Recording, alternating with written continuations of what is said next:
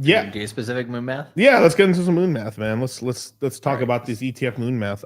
Let's go into, I mean, the crowd favorite Ethereum right now, right? Ooh, baby. It's the first on the list. It's the first on the list, but the reason it's very, very, very important because if Ethereum does well, everything else does well. Believe it or not, your bags will do better with Ethereum coming than Bitcoin. So in absolute terms. We're gonna lay out the road to $27,000 Ethereum right here, right now. Yes. 100% within this year. $27,000 Bitcoin. That's Ethereum. But yeah, what's this is the riddle me this. What's closer, $27,000 Ethereum or $27,000 Bitcoin? What say you, sir? I know what my answer is to this question is. It would be Ethereum. I agree. There's no 27 ain't happening, bros. Well, yeah, 27K ain't happening for Bitcoin within this cycle or Ethereum within this cycle. Even if Sailor got liquidated, we'd hard pressed would hit 38K. Yeah. I mean like doink, it bounces. Yeah. There's too many buyers. Yeah. So and Ethereum 27K is not happening in this bull market either. So but here's the thing with Bitcoin, right? If it doesn't happen by the end or beginning of 2027, then it's never happening, versus Ethereum has the next 20 years to try to hit that $27,000 mark. So yeah, the answer is there. But in all seriousness, Ethereum after this big move down did hit the top of its support level here at about 1,400. Doesn't mean it can't go lower. I mean, Bitcoin here, we'll see if it does hold up like it did in the summer of last year. But if it does decide to come lower, maybe test this this trend line down here, maybe towards that, $72,000, $71,000 area. If it does decide to test that area, then Ethereum at that point, could be here at 1,400 again. Would Ethereum go to a new low at like 1,350? We did see how quickly it could drop like a rock there, so it absolutely could.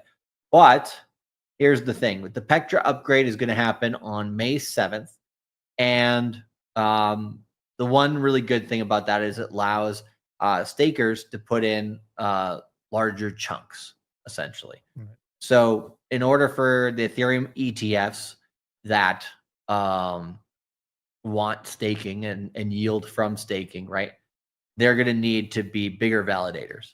And so one Pectra upgrade makes that possible. And then it's just a question of when does Ethereum's staking available ETF come out. When those two things happen for Ethereum, then I think you could get some serious buy pressure on this. Like I was saying before, if you do take the M2 correlation on Bitcoin, right, and you look at, okay, with the 110-day offset, it's pretty well correlated here. If we go back to what I was talking about with, right, this area right here, when you're taking a look at, where was it? January of 2024, when we came out with the Bitcoin ETF. The M2 was pretty sideways for a while, and you got a pretty good run here afterwards, way prior to the M2 taking off with, what do you call it?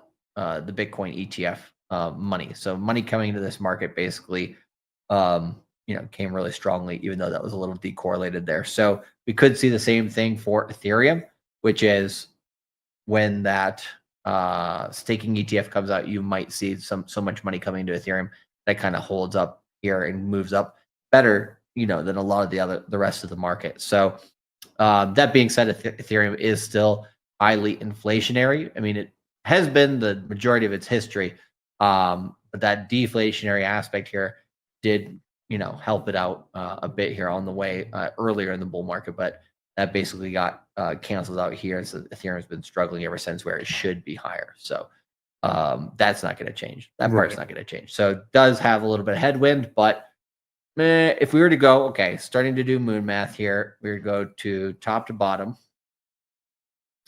and we look at what are the 2 or 3 fib lines that you get for the price targets to the upside.